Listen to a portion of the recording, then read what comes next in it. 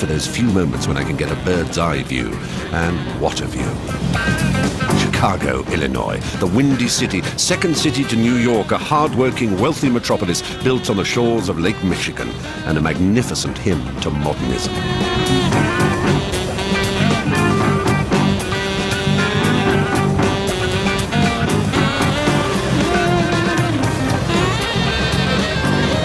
Chicago is also home to its very own style of the blues.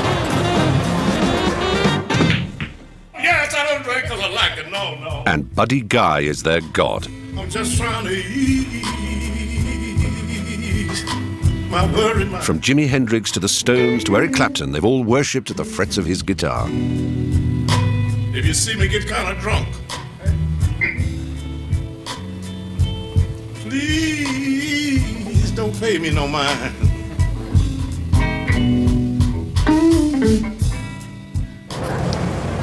But the blues are a dying art form.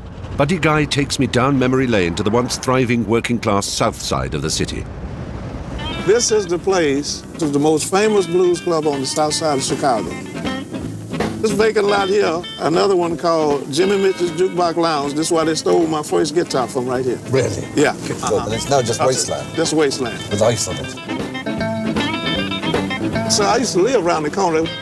I'd leave home to go to Pepper's Lounge. I never made it because every time I would pass a joint like that, I could hear the music loud playing. And I'd say, wow, this sounds so good. I got to go see who this is. When I walk out there on this side of the street, same thing. That side, this side. They had blues clubs, I mean, everywhere. I don't even hardly come down this way no more because I hate that flashback. Yeah. Those things are gone. Oh, yeah, you know, it's, sometimes you feel like crying because, you know, what happened? Because people was having so much fun. I mean, 24/7. It saddened me because those days are never coming back. Tell me what the reason you keep on teasing. I mean, some people laugh at the blues and they say it's always about being miserable. What do you think they're about? When you hear B.B. King saying, I got a sweet little angel, I love the way she spreads her wing, that's not miserable. Entertainment has always been a big part of this city, and while the blues clubs may have passed away, one institution that has gone from strength to strength is comedy theatre Second City. Comedy improvisation could be said to have come of age at this institution. For half a century, some of the greatest and most famous comedians in the world have started their careers here. Your girlfriend's in there right now. Oh, great. I haven't seen her in a while. Whoa. How can I tell this? She's, lost her clothes. Yeah. Maybe she went out here for 5 minutes. Whoa. All right, 2 minutes. Oh dear, what I was most dreading, my turn. Would you be offended if I said that you seem to me to be in every way the visible personification of absolute perfection? That makes my boy and girl parts go a little sweaty. You are radiantly lovely, you do know that. What is the sexiest word that comes to your brain right now when you look into my eyes? Strabismus.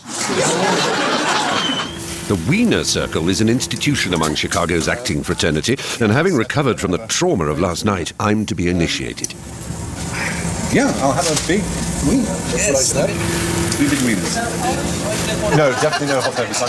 I'm completely homosexual when it comes to hot peppers. And the authentic Chicago experience.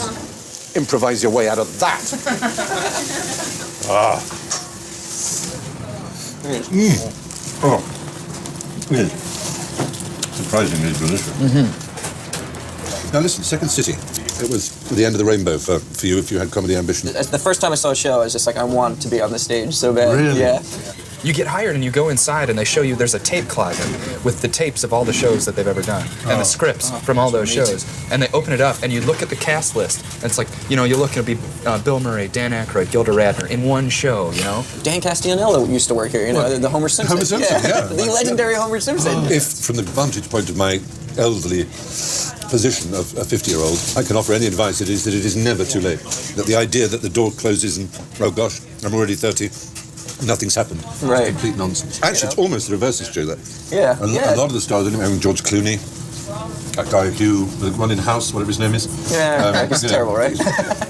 had to wait till he was late 40s before. Why do you think it grew up here in Chicago? Is there something about this place? The city just happened to be hungry for it. It's called the Windy City because in the 19th century they said that the politicians in Chicago were full of hot air. Oh, is that? It's windy in that sense. Yeah, The kind of windy person is like blowhards. windbag. Yeah, Yes. blowhards, Yeah. as you call them, exactly. And they had that reputation because they also had the reputation of being the second city. They were second to New York all the time. And it's always kind of had that chip on its shoulder, but since it's such a working class town, it doesn't mind having that chip. It's always working. Yeah. It never rests. There's yet another sector of the entertainment industry in Chicago, but in a different, how shall I put it, mold.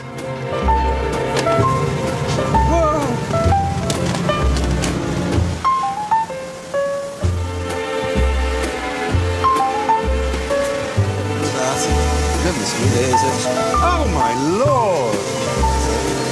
That's incredible. That's real copper. Real copper. So beautiful. Okay. Oh, here's the big one. The big one. Gold. The gold one. Oh. Okay. Yep. Oh. Gold, Mr. Bond. 24 karat gold. I love its softness, I love its beauty, I love its colour, but most of all, I love its value.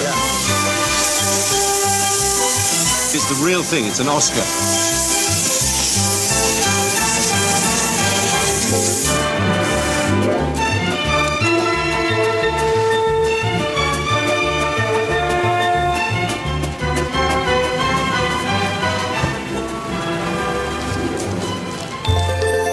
Well, I never did get my Oscar, but I got this instead, one of the greatest sights on the planet.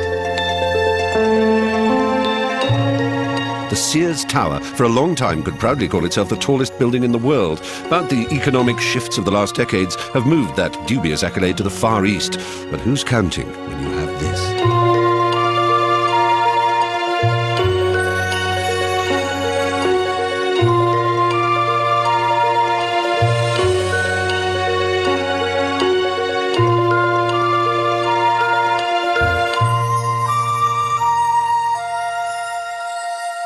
Leaving Illinois on my way to Minnesota, I head into state number 30, Wisconsin.